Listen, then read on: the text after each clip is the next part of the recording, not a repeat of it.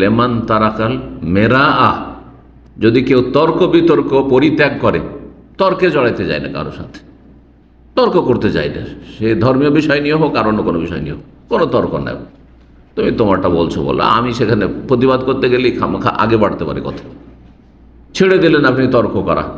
Wine কানা মহিকান, যদিও আপনি হকপন্থী, আপনি সুন্নতের অনুসারী, আরেকজন বেদাতি।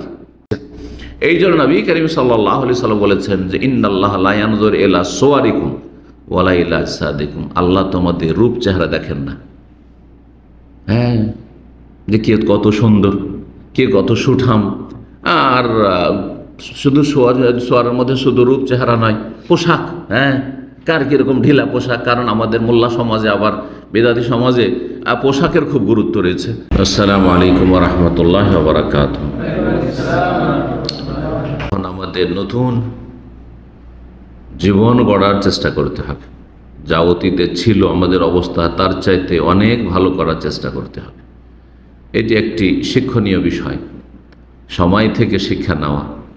এ সময়ে যেমন পরিবর্তন হচ্ছে, নতুন সময় এসছে, সুতরাং আমাদের জীবনে যেন নতুন আমরা নেকির পাতা খুলতে পারি, নেকির আমলনামা যাতে করে আমরা নেকি দিয়ে ভরপুর করতে পারি, আর গুনাহ থেকে আমলনামাকে পাক পবিত্র রাখতে পারি। আল্লাহ আমাদের সকলকে তৌফিক দান করে। মুমিনের জীবন হচ্ছে আল্লাহ রাব্বুল আলামিনের সাথে গোলামির সম্পর্ক। আল্লাহ হচ্ছেন আমাদের মাবুদ আর আমরা তার আবদ বান্দা। আবদ মানে গোলাম, আর মাবুদ যার গোলামি করা হয়, যার ইবাদত বন্দি করা হয়। লা ইলাহা ইল্লাল্লাহ, আল্লাহ ছাড়া কোনো সত্য মাবুদ না। ইলাহ মানে হচ্ছে মাবুদ, ইলাহ মানে হচ্ছে মালুহ, আর মালুহ মানে হচ্ছে মাবুদ, যার ইবাদত করা হয়। সুতরাং আমাদের এই সম্পর্ক সব সময় থাকবে, এটা কোনো সময়ের সাথে, কালের সাথে বা স্থানের সাথে সম্পৃক্ত নয়। অধিকাংশ মানুষের ধর্মকর্ম হচ্ছে সময়ের সাথে সম্পর্কিত, সিজনের সাথে অথবা স্থানের সাথে। বিশেষ বিশেষ স্থানে গেলে ইবাদত বন্দি করে আসে, মক্কা গিয়েছে, মদিনা গিয়েছে, কে না সেখানে ভালো কাজ করে, তাই না? ভালো জায়গায় গেছে, মসজিদে ঢুকেছে, সেখানে কে খারাপ কাজ করতে যায়, কিছু ভালো কাজই করে আসে। তো স্থান বিশেষে ভালো কাজ করা এটা অনেকেই করে। এরকমই কাল বিশেষে সময় কেন্দ্রিক ভালো কাজ অনেকে করে। রমজান মাসে প্রায় মুসলিম ভালো হয়ে যায় তুলনামূলক, তাই না? হজ মৌসুমে, আরাফার দিনে, এইরকমই আশুরার দিনে যে রোজা রেখেছে, নফল সুন্নত সিয়াম রেখেছে, অন্য দিনের চাইতে ভালো। কিন্তু এটার নাম সত্যিকার অর্থে আল্লাহর অবুদিয়াত বা আল্লাহর গোলামি নয়। আল্লাহর গোলামি হচ্ছে ও আবুদ রব্বাকা, আল্লাহ কোরআন কারীমে ইরশাদ করেছেন সূরা হিজরের শেষ আয়াত, তোমার রবের ইবাদত বন্দি করতে থাকো হাত্তা ইয়াতিয়াকাল ইয়াকিন, মরণ আসা পর্যন্ত। আমরণ, সারা জীবন ইবাদত বন্দি করতে থাকো। তো মানুষের সমস্ত জীবনটা হচ্ছে আল্লাহ রব্বুল গোলামের জীবন, এটা হইতে হবে। এই ইবাদত বন্দিগির যে জীবনটি, সেটাতে কিছু ইবাদত বন্দিগি আছে যেগুলি ফরজ, অবশ্যই সেগুলি আদায় করতে হবে, ফরজ ইবাদত বন্দিগি। আর ফরজের বিপরীত হচ্ছে হারাম, নাজায়েজ। হারাম থেকে, নাজায়েজ থেকে অবশ্যই বাঁচতে হবে। এই দুটো কথা মনে রাখবেন। এটা হচ্ছে সবচেয়ে বড় ইবাদত বন্দিগি, যে আপনি যেগুলি করা জরুরি, আবশ্যক, সেগুলি ফরজ ওয়াজিব। তো ফরজ অজেব অবশ্যই করবেন এবং পূর্ণরূপে করবেন। ফরজ অজেবে যেন কোনো ঘাটতি ত্রুটি না থাকে। আর এর বিপরীত হচ্ছে যেই কথা কাজগুলি ছেড়ে দেওয়া ফরজ, ছেড়ে দেওয়া জরুরি, সেগুলি থেকে বেঁচে থাকা আবশ্যক, সেটা অবশ্যই করবে। অর্থাৎ হারাম নাজায়েজের ধারে কাছে যাবেন না। এটা হচ্ছে প্রথম আল্লাহ রাব্বুল আলামিনের উবুদিয়ত বা আল্লাহর গোলামি, আল্লাহর দাসত্ব আল্লাহ রাব্বুল আলামিনের আনুগত্য, আল্লাহকে মানা। আনুগত্য মানে আল্লাহকে মানা। আতিউল্লাহ ওয়া আতিউর রাসূল, আল্লাহকে মানো এবং রাসূলকে মানো সাল্লাল্লাহু আলাইহি ওয়াসাল্লাম। আল্লাহকে মানা মানে আল্লাহ রাব্বুল আলামিন আদেশ নিষেধ পালন করা, আর রাসূলুল্লাহ মানে রাসূলুল্লাহ সাল্লাল্লাহু আলাইহি ওয়াসাল্লাম আদেশ নিষেধ যা কোরআনে কারিমে সংক্ষেপে এসেছে সেগুলি রাসূলুল্লাহ সাল্লাল্লাহু তার কথা কাজ দিয়ে বিশদভাবে বর্ণনা করেছেন, বয়ান করে দিয়েছেন, সেগুলি যথাযথ মেনে নেওয়া, পালন করা। এই দুটো কথা প্রথম আমাদেরকে মনে রাখতে হবে যে আমাদের সারা জীবনটাই যেগুলি করা আবশ্যক সেগুলি অবশ্যই করতে হবে, আর যেগুলি ছাড়া আবশ্যক সেগুলি অবশ্যই ছাড়তে হবে। ফরজ আদায় করতে হবে আর হারাম নাজায়েজ থেকে বেঁচে থাকতে হবে। হারাম নাজায়েজ মানে কাবিরা গুনাহ, কাবিরা গুনাহ থেকে বেঁচে থাকতে হবে। আর ফরজ ওয়াজিব যেগুলি ছেড়ে দিলে, গাফিলতি করলে কাবিরা গুনাহ হয়, সেটা থেকে বেঁচে থাকতে হবে। এটা যদি থাকে তো জান্নাতি। এতটা যদি থাকে কোনো মুসলিমের জীবনে যে আপনার কোনো ফরজ তরক হয় না, ফরজ ত্যাগ করেন না, তাওহীদ থেকে শুরু করে সুন্নাত থেকে শুরু করে 5 ওয়াক্ত সালাত প্রতিদিন 5 বার, তারপরে যাকাত, রমজান মাসের সিয়াম, আর হজ, মহিলাদের জন্য হিজাব ফরজ, বাইরে গেলে হিজাব, ঘরের মধ্যে বেগানা পুরুষ আশেপাশে থাকলে বা ঘরের ভিতরে আসলে হিজাব, পর্দা, এইভাবে যতগুলি ফরজ কাজ রয়েছে, ফরজ কাজগুলি আদায় করছেন, তাতে কোনো ঘাটতি নেই। আর আপনার জীবনে কোনো কাবিরা গুনাহ নেই, বড় গুনাহ নেই, হারাম না যাইছে না, হারাম কথা বলেন না, হারাম দেখেন না, হারাম শোনেন না, হারাম উপার্জন করেন না, হারাম ভক্ষণ করেন না, হারাম খোর না, সুদ খান না, ঘুষ খান না, কারো বেমানি করেন না, কারো একটা পয়সা এদিক সেদিক করেননি, কারো কাছে ধার নিয়ে দেন না, এমনটা নয়। তাহলে আপনি ইনশাআল্লাহ এই পথের পথিক হয়ে যদি থাকতে পারেন তাহলে জান্নাতি। এটার নাম হচ্ছে আল্লাহর ইবাদত বন্দেগী সারা জীবনটা চালিয়ে যাওয়া। আপনি এর চাইতে ভালো রেজাল্ট করতে চান, এর চাইতে ভালো রেজাল্ট করতে চান যে আমি সর্বনিম্ন পাস না, শুধু জান্নাতি না, আমি ভালো মানের জান্নাতি হব, জান্নাতে উচ্চ স্থান হাসিল করব, তখন আসবে সুন্নত নফলের পালা। সুন্নত নফলগুলি আদায় করতে হবে, সুন্নত নফলগুলি তখন আদায় করতে হবে। যে যত বেশি সুন্নত নফল আদায় করবেন, সুন্নত 2 রকম, সুন্নতে মুআক্কাদা, গায়ের মুআক্কাদা। গায়ের মুআক্কাদা মানে নফল আমাদের দেশীয় ভাষায়, যদিও শরীয়তের ভাষায়, ফিকহের ভাষায় ফরজ ছাড়া যা কিছু আছে নফল মানে ফরজের অতিরিক্ত, কিন্তু সুন্নতগুলিকে আমাদের সমাজে যদি নফল বলা হয় তো সেটাকে হালকা মনে করে নেবে সুন্নতে মুআক্কাদাগুলিকে। এখন ফজরের 2 রাকাত সুন্নাত, বেতরের সুন্নাত কি কেউ যদি নফল বলে, দুটো হালকা মনে করে নেবে, না সুন্নতে মুআক্কাদা তাকিদ রয়েছে। তো এরকম বহু সুন্নাত রয়েছে জীবনের বিভিন্ন ক্ষেত্রে। সুন্নাত নফলগুলি বেশি বেশি আদায় করা। সুন্নতের বিপরীত হচ্ছে সুন্নাত বা মুস্তাহাব। নফল মুস্তাহাব করা ভালো, আর যদি কেউ না করে বড় কোনো গুনাহ নেই, কোনো ক্ষেত্রে গুনাহ নেই, হয়তো কোনো ক্ষেত্রে কন্টিনিউ সেটা ছাড়লে হয়তো গুনার সম্ভাবনা রয়েছে। এর বিপরীত হচ্ছে কি মাকরুহ, অপছন্দনীয়, না বেদাত নাই। সুন্নাত আর বেদাত ওটা হচ্ছে আপনার তরিকার ক্ষেত্রে, সুন্নতি তরিকা আর বেদাতি তরিকা, নবী সাল্লাল্লাহু তরিকা সুন্নতি তরিকা, আর অন্য কারো তরিকা ধরেন তো বেদাতি তরিকা। কিন্তু এখানে ফিকহ সুন্নত হচ্ছে ফিকহি আলোচনা করছি। সুন্নত মুস্তাহাব, মুস্তাহাব বলি, সুন্নত না বলি, মুস্তাহাব, তাই না?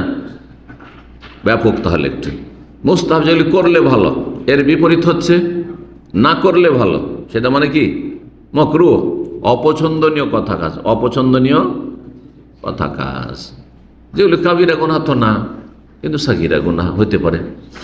সাগীরা গুনাহ সেটা যদি কন্টিনিউ বারবার হয় তাহলে সেটা কাবিরার আকার ধারণ করতে পারে। সাগীরা যদি বারবার কেউ করে, ছোট গুনাহ করে, তো সেটা কাবিরার আকার ধারণ করে। এটা হচ্ছে আহলে সুন্নাতের বিশ্বাস এবং কথা। অপছন্দনীয় কথা কাজ থেকে বেঁচে থাকবেন, অপছন্দনীয় কথা কাজ থেকে বেঁচে থাকবেন। যেমন কোন মানুষের সাথে মারামারি করা হারাম না মাকরুহ? হারাম।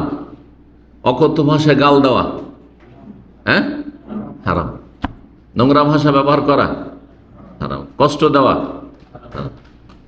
কিন্তু মানুষের সাথে অতিরিক্ত রহস্য মজাক করা, বেশি রসিকতা করা, বেশি কথা বলা, বেশি কথা বললে ভুল হবে, বেশি কথা বললে ঝগড়া তর্ক বাঁধতে পারে, আর বেশি রহস্য মজাক করলে মনোমালিন্য হতে পারে, ভুল বোঝাবুঝি হতে পারে যে আমাকে নিয়ে ও খেল তামাশা করছে, হ্যাঁ, ছোট করছে, ঝগড়ার উপক্রম হইতে পারে। তাই কি অপছন্দনীয়, এইসব আচরণগুলি অপছন্দনীয় আচরণ।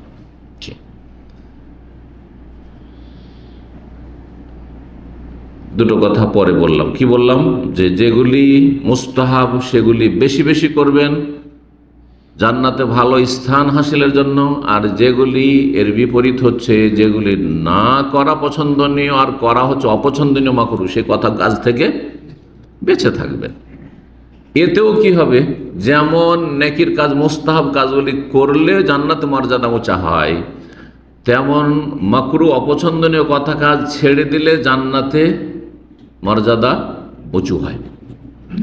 এই জন্য নবী করিম সাল্লাল্লাহু আলাইহি ওয়াসাল্লাম বলেছেন, তিরমিজিতে যে হাদিসটি রয়েছে, যে আনা যাইমুন বিবাইতিন ফি ওয়াসাতিল জান্নাহ ফি রাবাদিল জান্নাহ, জান্নাতের আমি একটি ঘরের দায়িত্ব নিচ্ছি, জামানত দিচ্ছি যে একটি স্পেশাল ঘর পাবে।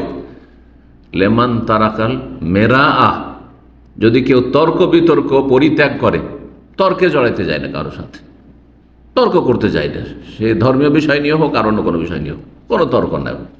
তুমি তোমারটা বলছো বলো, আমি সেখানে প্রতিবাদ করতে গেলেই খামাখা আগে বাড়তে পারে কথা, ছেড়ে দিলেন আপনি তর্ক করা।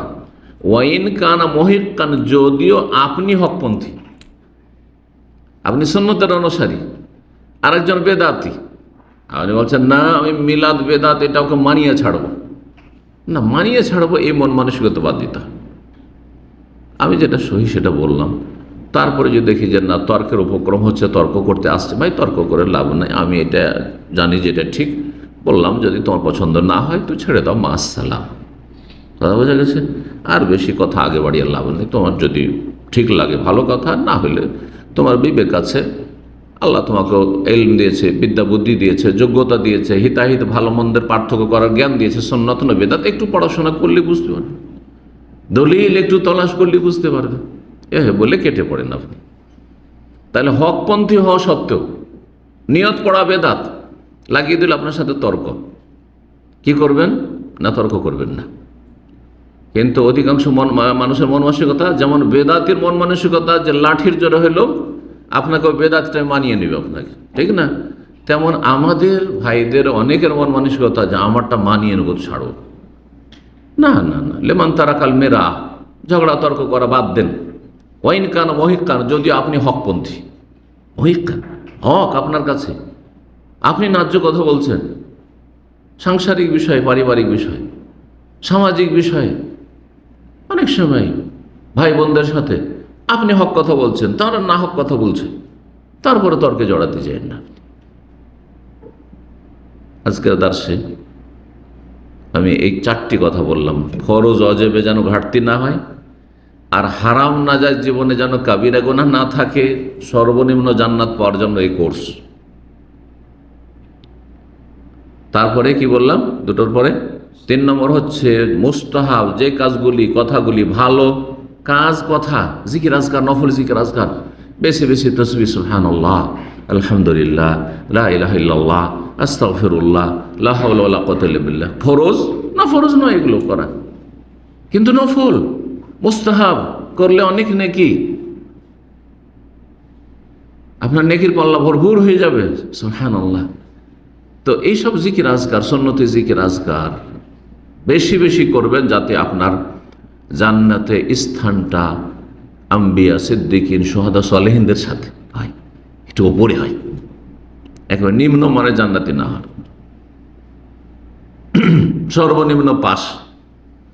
যেসব বাজে ছেলেরা থাকে স্কুল মাদ্রাসায়, তারাই সর্বনিম্ন পাশে সন্তুষ্ট থাকে, পড়াশোনার মন মানসিকতা নেই, কিন্তু বাপ মা ছাড়বে না, পড়াইবে, তখন করে কি যায়, গড়ে সরে পাশ করলেই হইল, ফেল করলে বাড়িতে বকা খেতে হবে, মার খেতে হবে, সুতরাং কোনো রকম পাসটা করলেই হলো, ঠিক না? কিন্তু যাদের জীবনে একটা লক্ষ্য উদ্দেশ্য টার্গেট আছে, আমি একটা কিছু হব, আমি একটা কিছু করব, দুনিয়া আখিরাতে আমি কিছু করব, যারা দুনিয়ার শিক্ষায় শিক্ষিত হচ্ছে দুনিয়ার ক্ষেত্রে কিছু করব, আমি ডাক্তার হব তো ইঞ্জিনিয়ার হব, তো আমি নেতা হব, মাথা হব, আরও কিছু হব, হ্যাঁ।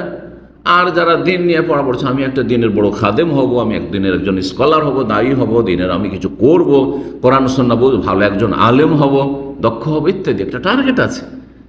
যে একটা টার্গেট নিয়ে চলছে তার বিষয়টা না, সে কিন্তু ওই 30, 40, 50 পেয়ে সন্তুষ্ট থাকবে না, একটা নম্বর কাটতে দিবে না। দুনিয়ার ক্ষেত্রে এই কথাগুলি বোঝানো লাগে না, কিন্তু আমি বোঝাচ্ছি এই জন্য যাতে করে এই দুনিয়া থেকে আমরা দিন শিখে অগ্রগামী হওয়ার চেষ্টা করি। আল্লাহ তৌফিক দান করুন। শুধু দুনিয়া শিখে রেখে দিলাম, দুনিয়া থেকে দিন শেখার ক্ষেত্রে আমরা সহযোগিতা নিলাম না। দুনিয়ার ক্ষেত্রে কত চালাক চতুর, কাউকে বলা লাগে না। আর কত সুন্দর রেজাল্ট করেছেন স্কুল কলেজ ইউনিভার্সিটি, কত সুন্দর রেজাল্ট করেছেন মাদ্রাসায়, আর কত ভালো ফার্স্ট বয় ছিলেন ক্লাসে সবসময়। আর এদিকে আমলের দিকে বেআমল মৌলভী, বেআমল হুজুর, বেআমল আমলের ক্ষেত্রে অগ্রগামী না। অনেক আলেম রয়েছে, অনেক হাফেজ রয়েছে, এটা কেন তাহলে? কোথায় এই শিক্ষার ফলাফল কোথায় তাহলে? আখিরাত যেটা স্থায়ী জগৎ, দুনিয়া আমার তুচ্ছ, দুনিয়ার রেজাল্ট কিছুই না এমন কিছু। দুনিয়ার সার্টিফিকেটে ফার্স্ট ডিভিশন লেখা আছে, এক্সেলেন্ট লেখা আছে, না সেকেন্ড ডিভিশন লেখা আছে, তুচ্ছ জিনিস। কিন্তু আখিরাতের রেজাল্ট ফলাফল, এই দুনিয়ার রেজাল্ট থেকে যদি আখিরাতের রেজাল্টটাকে ভালো করা শিখে নিতে পারি, তাহলে হচ্ছে জ্ঞানী, তাহলে জ্ঞানী। আল্লাহ এই জ্ঞানীদের প্রশংসা করেছেন। জি, তো আল্লাহ রাব্বুল যেন তৌফিক দান করেন। যেমন সুন্নত, নফল, মুস্তাহাব দিয়ে আপনি আমলনামাকে ভালো করার চেষ্টা করবেন, আরও ঠিক তেমনি মাকরুহ কথা কাজ, অপছন্দনীয় কথা কাজ থেকে বেঁচে থেকে আমলনামা ভালো করার চেষ্টা করবেন। এর মাধ্যমেও জান্নাতে কি হবে? উচ্চ স্থান হাসিল করবেন। ফুকাহায়ে কেরাম 5টি হুকুম বর্ণনা করেছেন, এর মধ্যে 4টি হয়ে গেল, কিন্তু শুধু একটি বাকি। কি বাকি? জায়েজ বা মুবাহ। জায়েজ কি মুবাহ বলে? মুবাহই জায়েজ, মানে যেটা জায়েজ করলে নেকি নেই, আর না করলে গুনাহ নেই। করলে নেকিও নেই, গুনাহ নেই, আর না করলে নেকিও নেই, গুনাহ নেই। জি, কথা বোঝা গেছে? এই জায়েজ কথা কাজ বেশি করা ভালো নয়, এবার এটা মনে রাখবেন। জায়েজ আপনার কোনো গুনাহ হলো না, কিন্তু নেকিও তো হলো না, কিন্তু আয়ুটা তো ক্ষয় হলো, এতে তো শ্রমটা লাগলো, সময়টা গেল। সময়টা আপনি এই তুচ্ছ কাজে, শুধু জায়েজ কাজে বেশি বেশি ব্যয় করে দিলেন। এটা কি ভালো মানুষের কাজ? ভালো মানুষের কাজ না, জ্ঞানী মানুষের কাজ। যেমন অনেক ভাই বোনদেরকে দেখা যায়, অনেক ফ্যামিলিকে দেখা যায়, গেল সমুদ্র বিচে, যেহেতু আমরা সমুদ্র বিচের পাশে আছি দাম্মামে, এই সন্ধ্যাবেলা গেল এর সাথে, সারা রাত সেখানে বসে থেকে ফজর পর্যন্ত। আমি তো অবাক হয়ে যাই শোনার পরে, ওদের কাছ থেকে শুনে বলছি আমি, যে আমরা যখন যাই পরিবার নিয়ে ফজর পর্যন্ত থাকি, যারা একটু নামাজি তাদের কথা বলছি, বেনামাজি তো ওই রাত 2:30, 3টাতে চলে আসে আর তারপর ঘুমিয়ে যায়। হ্যাঁ, কাফেরদের মতো, মোনাফেকদের মতো তারা ফজর পড়ে না। কিন্তু নামাজি লোকের কাছ থেকে শুনে বলছি যে ফজর পর্যন্ত থাকি, আর তারপরে ওইখানে ফজর পড়ে আসে, আর না হলে বাসার কাছে আসলো, তারপর ফজরটা পড়লো। আপনি যে সারা রাত কাটালেন, 4 ঘন্টা, 5 ঘন্টা, 2 ঘন্টা, 3 ঘন্টায়, যাই হোক না কেন, এই সময়টা ফরজে কেটেছে, হ্যাঁ, মুস্তাহাব কাজে কেটেছে, হ্যাঁ, হারাম নাজায়েজ থেকে বাঁচার ক্ষেত্রে কেটেছে না, কিসে?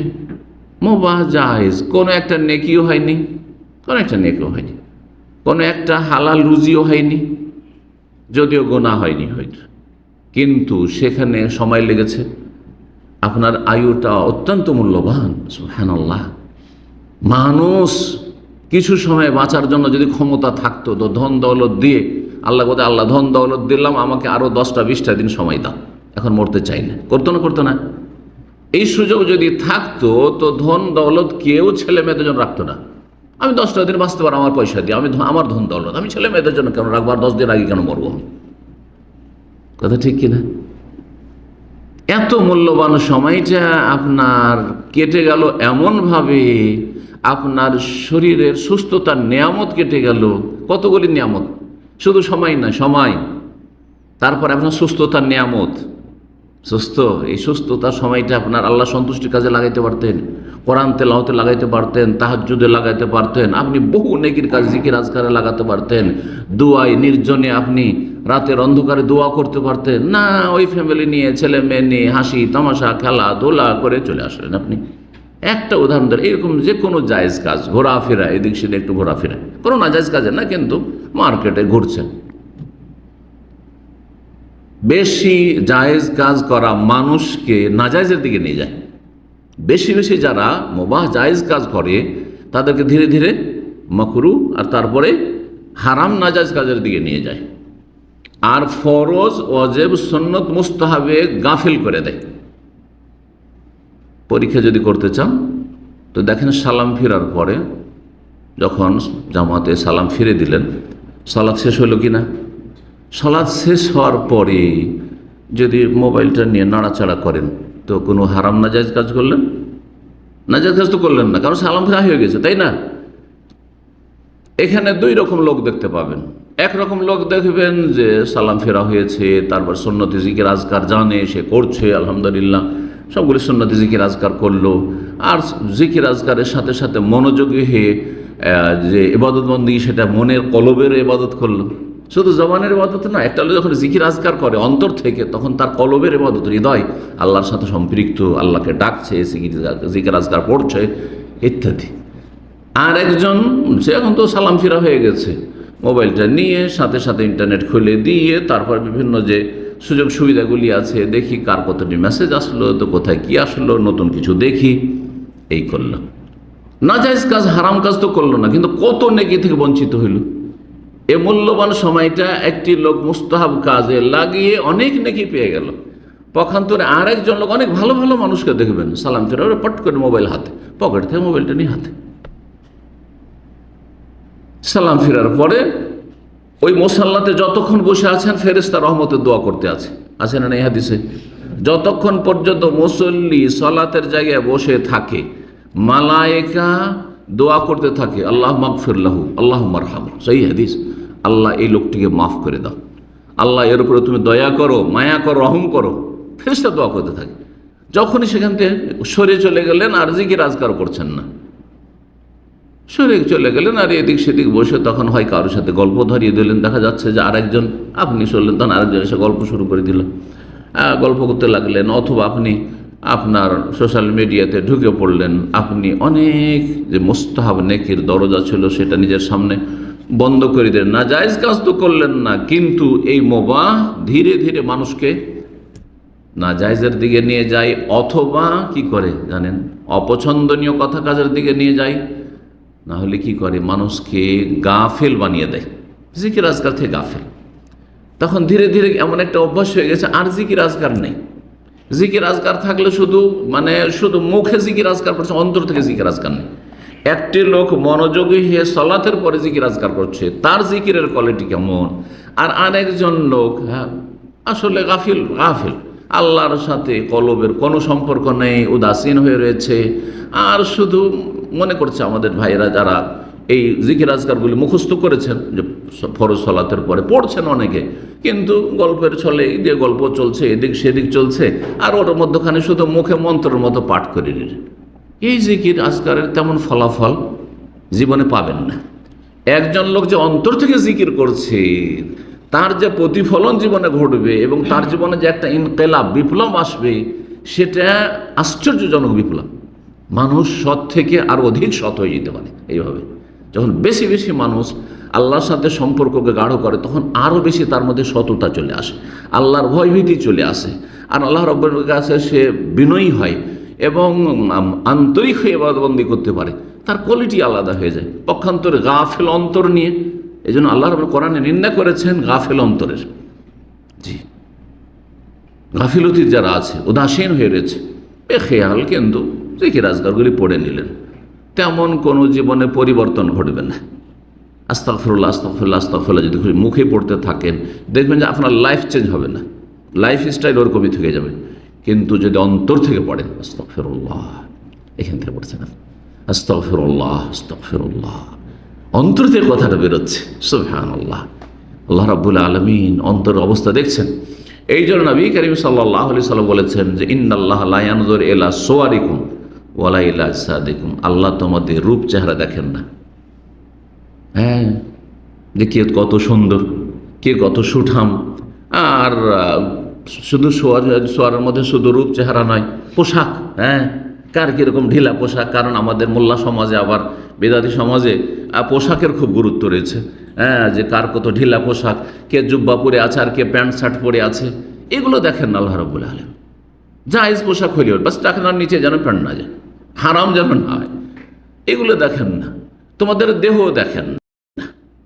ওয়ালাকিন ইয়ানজুরু ইলা কুলুবিকুম ওয়া আমালিকুম, তবে আল্লাহ দেখেন তোমাদের কলবের দিকে। আগে কলব বলেছে, হৃদয়। এখানে কি আছে? এখানে আল্লাহর কতটা মহব্বত আছে, আল্লাহর দিকে কতটা আপনি ধাবিত, কতটা অগ্রগামী, আল্লাহ অভিমুখী কতটা আপনি আল্লাহর দিকে ঝাঁপিয়ে বন্দী করছেন। খুশু কতটা আপনার অন্তরে রয়েছে, এগুলো দেখেন। ভয় ভীতি খফ কতটা অন্তরে রয়েছে, জি। একাগ্রতা কতটা আপনার অন্তরে রয়েছে, জি। আপনি কি একাগ্র চিত্তে কায়মনে আল্লাহকে ডাকছেন, নাকি ব্যাস ফর্মালিটি পুরা করছেন আপনি? এগুলো দেখার বিষয়। কলব দেখেন, আর কলবের ভিত্তিতে আমাল, এগুলো তোমাদের আমলগুলি দেখেন। শুধু কলব দেখেন না, শুধু কলব আর আমল নেই।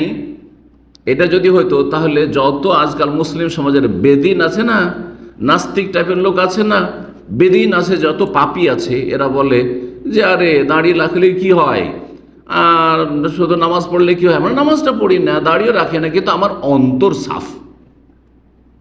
এদের খণ্ডন রয়েছে এই হাদিসে। শুধু আল্লাহ কলব দেখেন না, তোমার কলব যদি ভালো হইতো, কলব হচ্ছে শেকড়ের মতো, কলব হচ্ছে বীজের মতো। বীজ যদি ভালো হয় তাহলে ফল ভালো হবে। ফজলি আমের বীজ যদি হয় তো ফজলি আমই হবে। আর গুঠি আম লাগাবেন, টক আম লাগাবেন, হ্যাঁ, আর আশা করবেন আপনি ফজলি আমের হবে, মিষ্টি আমের হবে? হবে না, কখনো হবে না। তো আপনার কলব যদি ভালো হইতো তো আমলও ভালো হইতো। এই জন্য নবী করিম সাল্লাল্লাহু আলাইহি ওয়াসাল্লাম বলেছেন ওয়ালাকিন ইয়ানজুরু ইলা কুলুবিকুম আমালিকুম, আল্লাহ তোমাদের কলব, হৃদয় দেখতে চান, আর তোমাদের আমল দেখেন যে অন্তর অবস্থা কেমন রয়েছে, এটা আসল। আর সে অন্তরে যদি সত্যি ভালো থাকে তাহলে অবশ্যই আমল ভালো হবে। অন্তরে ভয় আছে আর ফজরে উঠতে পারেন না, অসম্ভব কথা, অসম্ভব কথা। সারা রাত জেগে বসে থাকবেন, 10টা অ্যালার্ম লাগাবেন আপনি, রিপিট অ্যালার্ম লাগাবেন আপনি, তারপরে বলে রাখবেন কাউকে যে আমাকে জাগিয়ে দেবো, আমার ঘুম ভারী। এটা হতেই পারে না যে আপনার অন্তরে ভয় আছে, আমি ফজরে উঠতে পারি না, অন্তরে ভয় আছে। আর সারা জীবনটা গোটা বছর চলে যাচ্ছে, রাতের অন্ধকারে একটু আল্লাহকে কখনো ডাকতে পারেন না। তাহাজ্জুদ পড়ার কখন মন মানসিকতাও তৈরি হয় না। আরে পারেন না পারেন, মন মানসিকতা জজবা। আমি তাহাজ্জুদ পড়তে পারি না, তো ঠিক আছে, এত ঘাটতি যখন, তাহলে আমি এক কাজ করি, দিনে সকালবেলা একটু সালাতুল জোহা পড়ে আমার ঘাটতিটা পূরণ করি। আবু রাদিয়াল্লাহু তাআলা আনহুকে এটাই তো শিখিয়েছে রাসূলুল্লাহ সাল্লাল্লাহু আলাইহি সাল্লাম, যে তুমি কমজোর মানুষ, দুর্বল মানুষ, সুতরাং তোমাকে 3টি উপদেশ দিচ্ছি। তার একটি কি ছিল, যে বেতর পড়ে ঘুমিয়ে যাবে, কারণ তুমি দুর্বল কমজোর মানুষ, উঠতে পারবে না, তো বেতরটা ছুটে যাবে। যখন বেতর ছুটে যাওয়ার ভয় তুমি কি করলে, হ্যাঁ, বেতরটা পড়ে শুয়ে গেলে, তাহলে তো আর তাহাজ্জুদ বার ওই রাতে ইবাদত হলো না। সুতরাং তুমি 2 রাকাত সালাতুদ দুহা কমসে কম চাস্তের সালাত পড়ে নেবে।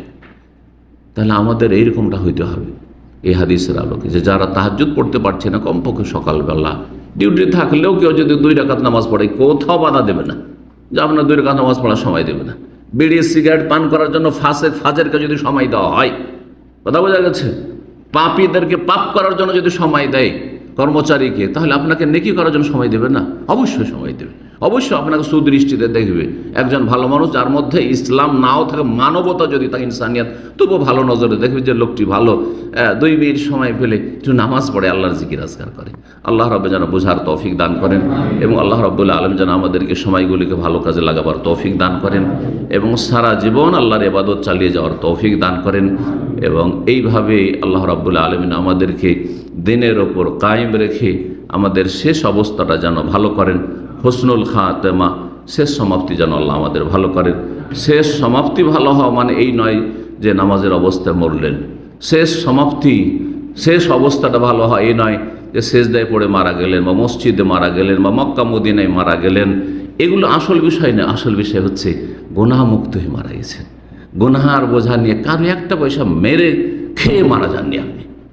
আল্লাহর সামনে অন্যভাবে হাজির হয়েছেন যে আসামের কাঠগড়ে আল্লাহ নিতে পারবেন না আপনাকে, কোনো এমন অপরাধ আল্লাহ পাচ্ছেন না আপনাকে। আমলনামা আপনার প্রমাণ করছে যে আপনার কোনো অপরাধ নেই, কোনো কাবিরা গুনাহ আপনার লাইফে নেই, না ফরজ ওয়াজিবে কোনো ঘাটতি আছে, না হারাম নাজায়েজ নিয়ে আল্লাহর সামনে হাজির হয়েছেন। সুতরাং এটি হচ্ছে আপনার জন্য হুসনুল খাতেমা, শেষ সমাপ্তি, ভালো হওয়া। আল্লাহ আমাদের কাছে হুসনুল খাতেমা দান করেন। আল্লাহ রব্বুল আলম আমাদের দিন দুনিয়ার সার্বিক কল্যাণ যেন দান করেন। আল্লাহ আমাদের রুজিতে, হায়াতে, সব কিছুতে, ছেলে মেয়েতে আল্লাহ যেন বরকত দান করেন। বিশেষ করে দোয়া করি সব ভাই বোনদের জন্য যারা দিন শিখছেন এবং আমল করার চেষ্টা করছেন আর সেদিকে দাওয়াত দেওয়ার চেষ্টা করছেন। এটি হচ্ছে সূরা আসরের তাফসীর এবং সূরা আসরের লক্ষ্য উদ্দেশ্য। আর সূরা আসরের যে বিষয়বস্তুগুলি রয়েছে এটি হচ্ছে পুরা কোরআন কারীমের বিষয়বস্তু। আল্লাহ রাব্বুল আমাদেরকে যথাযথ পালনের তৌফিক দান করেন। ওয়া সাল্লাল্লাহু সাল্লাম আলা নবিয়িনা মুহাম্মদ ওয়া আলা আলিহি ওয়া সাহবিহি আজমাইন।